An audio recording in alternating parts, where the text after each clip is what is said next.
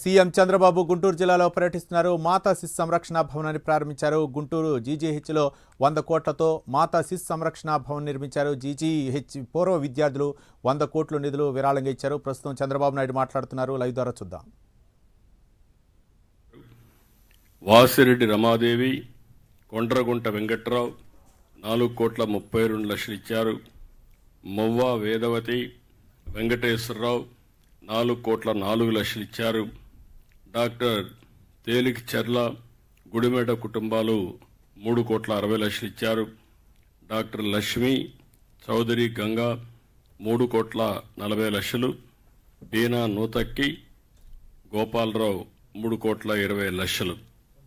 వీళ్ళు కాకుండా మిగిలిన వాళ్ళందరూ ఇక్కడ ఉండేవాళ్ళు కానీ కొందరు రాలేకపోవచ్చు, కానీ 100 కోట్ల రూపాయలు ఇచ్చారు.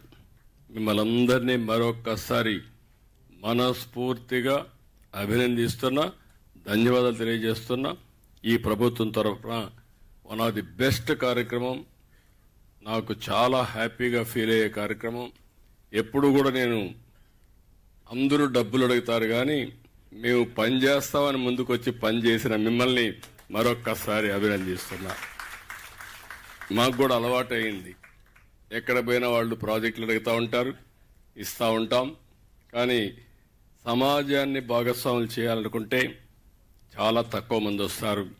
అందులో మీరు ముందుండడం మనస్ఫూర్తిగా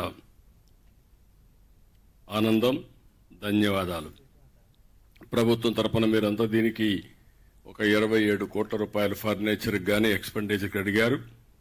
మా సత్య గారు చెప్తున్నా, ఎక్కడ ఇబ్బందులు లేకుండా, మా సెక్రటరీ గారు కూడా ఇక్కడే ఉన్నారు, గౌరవ్ కూడా, ఇబ్బందులు లేకుండా క్లియర్ చేయండి.